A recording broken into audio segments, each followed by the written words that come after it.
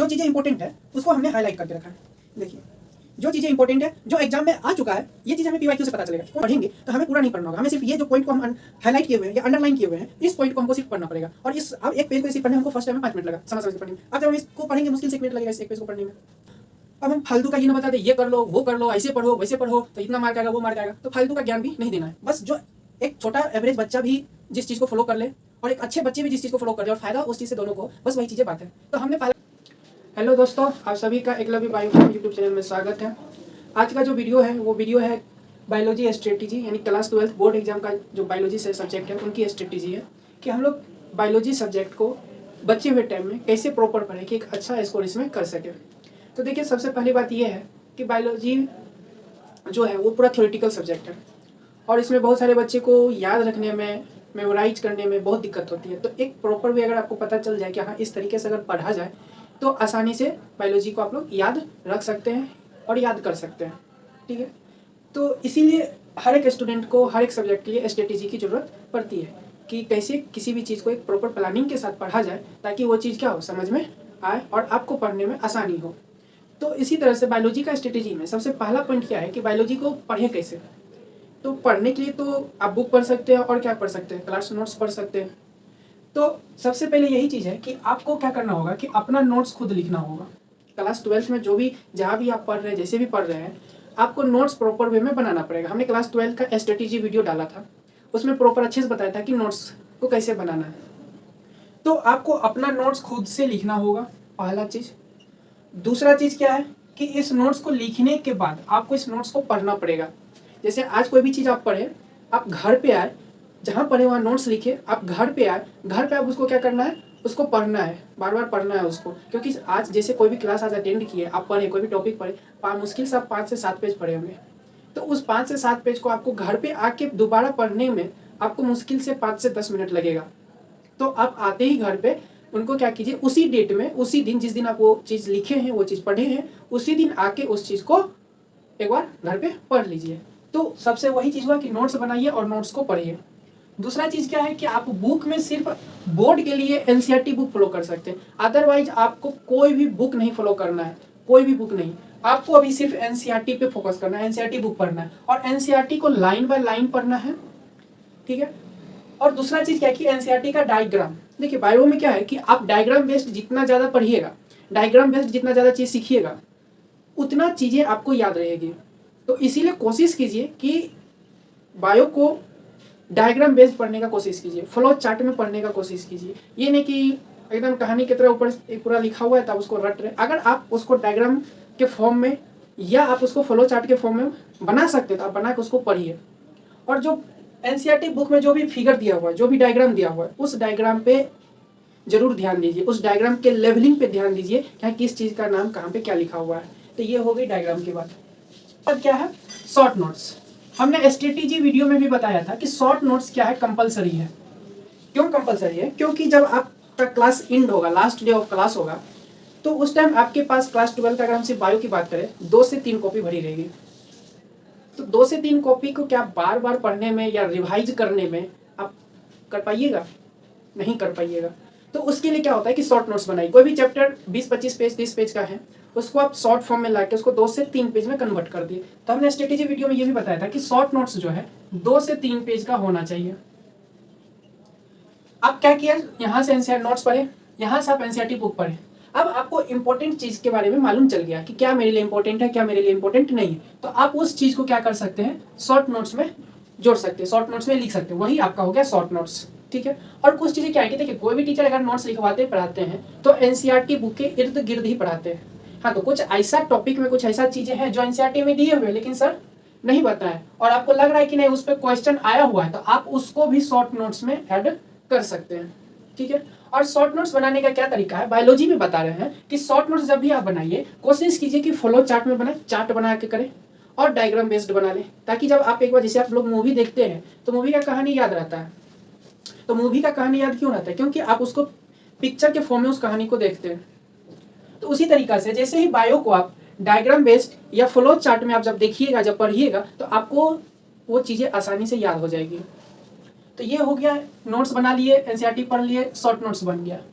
अब क्या करें तो अब आपको PYQ करना है। PYQ कंपलसरी है, क्योंकि PYQ से आपको ये पता चलेगा कि क्वेश्चन का ट्रेंड कैसा है और क्वेश्चन किस तरीका से बोर्ड में पूछते हैं, तो PYQ से ये पता चलेगा।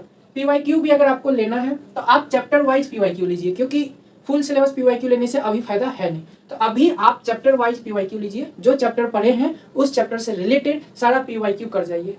कम से कम आपका 10 साल का PYQ होना चाहिए, 10 ईयर्स, 10 साल का आपका PYQ होना चाहिए। दूसरा चीज है सैंपल पेपर। हर बोर्ड का, चाहे CBSE बोर्ड हो चाहे स्टेट बोर्ड हो, सबका सैंपल पेपर आता है। तो आप उस सैंपल पेपर को कर सकते हैं और कर लीजिएगा तो बहुत बढ़िया होगा। सैंपल पेपर कर ही लीजिए। अब बात आती है दूसरा चीज़ की, आंसर राइटिंग की। तो क्या है कि जब आप कंपटीशन का एग्ज़ाम देते हैं, चाहे नीट या जेईई जैसे एग्ज़ाम का एग्ज़ाम देते हैं, तो उसमें क्या होता है कि ऑब्जेक्टिव टाइप क्वेश्चन रहता है। लेकिन जब आप बोर्ड का एग्ज़ाम देते हैं तो उसमें आपका ऑब्जेक्टिव भी रहता है, शॉर्ट क्वेश्चन भी रहता है, 1 लाइन 2 लाइन, लॉन्ग क्वेश्चन भी रहता है। तो आपको शॉर्ट और देखिए ऑब्जेक्टिव में तो आप OMR भरिएगा, शॉर्ट और लॉन्ग क्वेश्चन में आपको क्या करना पड़ेगा, लिखना पड़ेगा।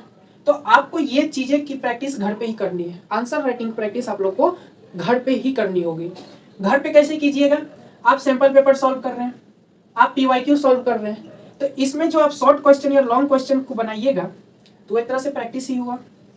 तो आप इन चीज़ों को यहाँ से प्रैक्टिस कर सकते हैं। शॉर्ट क्वेश्चन लॉन्ग क्वेश्चन को आप PYQ और सैंपल पेपर से लिखने का, राइटिंग लिखने का प्रैक्टिस कर सकते हैं। तो ये सारी चीज़ें थी कि आपको करना क्या है।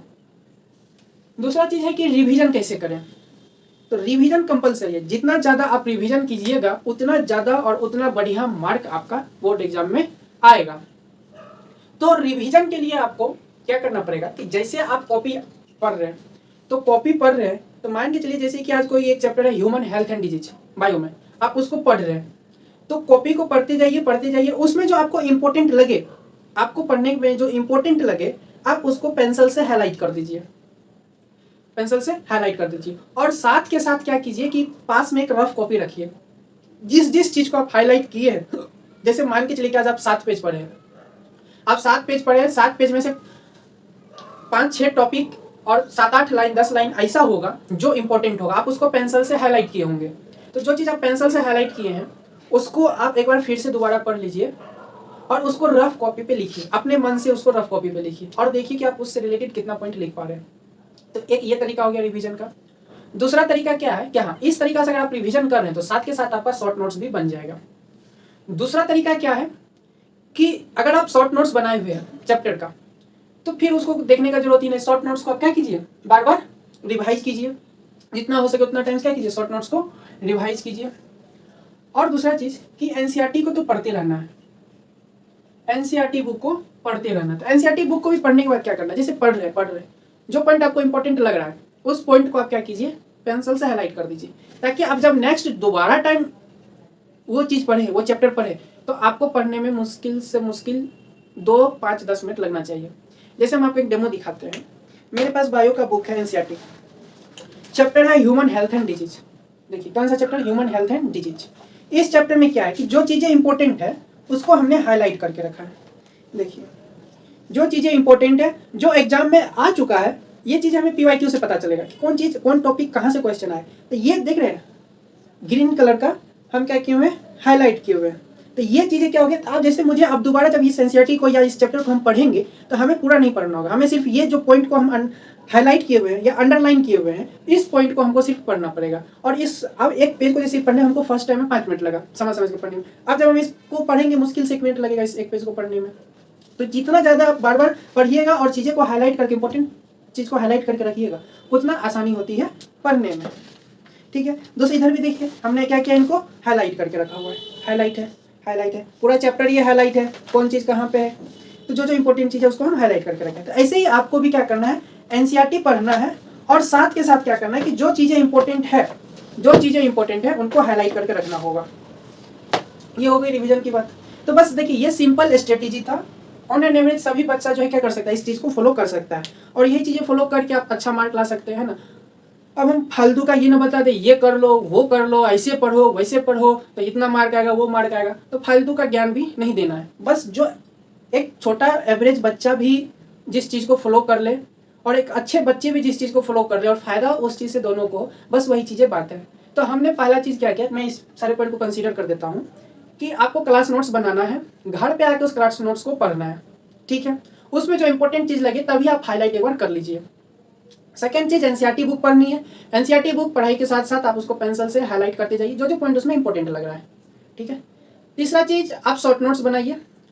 कॉपी में नोट्स में जो चीज़ें इंपॉर्टेंट है उनको आप डायग्राम के फॉर्म में, चाहे आप उनको फ्लो चार्ट के फॉर्म में, चाहे जैसे ही आपकी इच्छा हो वैसे आप शॉर्ट नोट्स बना लीजिए। और दूसरा चीज़, एनसीईआरटी बुक में क्या करना है कि उसमें जो जो चीज़ें बायोलॉजी में जो चीज़ें डायग्राम दी है, आप डायग्राम को अच्छे से सीखिए, बनाना सीखिए, उसका लेवलिंग या मार्किंग सीखिए, कौन सी चीज़ें कहाँ है क्या है ये सीखिए। उसके बाद क्या बोले कि आप बोर्ड का एग्जाम दे रहे हैं तो आपको आंसर राइटिंग भी आनी चाहिए, तो आंसर राइटिंग क्या प्रैक्टिस कीजिए। उसके बाद रिवीजन कीजिए। तो रिवीजन कैसे करना है, तो जब आप नोट्स पढ़े थे, अब जो इंपॉर्टेंट चीज़ को आप अंडरलाइन किए थे सिर्फ उसी को पढ़ना है, चाहे वो एनसीईआरटी बुक में कीजिए चाहे वो आप अपने नोट्स में कीजिए। तो आई थिंक कि आपको बायोलॉजी का पता चल गया होगा कि कैसे पढ़ना चाहिए। यही तरीका है पढ़ाई का। आप ऐसे ही पढ़ सकते हैं, आप ऐसे ही इसको याद कर सकते हैं। 1-2 दिन और लगेगा करने में, जब इस चीज़ की आदत पड़ जाएगी तो आपको ये चीज़ें आसान होगी। इससे ज़्यादा आसान कोई काम हो नहीं सकता, इतना तो सभी बच्चा फॉलो कर सकते हैं इस बात को, हमको इतना विश्वास है। तो आई होप कि आपको ये चीज़ें समझ में आ गई होगी। और दूसरी बात क्या है कि आप लोग थोड़ा सा अपने हेल्थ पे ध्यान दीजिए, क्योंकि अब टाइम कम बचा है, 4-5 मंथ का टाइम बचा है। आप अपने आप को बीमार कर लीजिएगा तो फिर समय लैप्स होगा, बर्बाद होगा।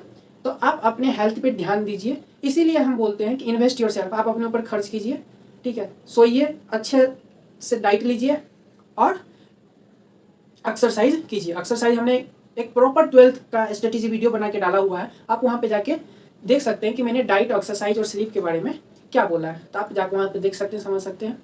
तो ठीक है, तब तक के लिए जय हिंद, अगले वीडियो में मिलते हैं।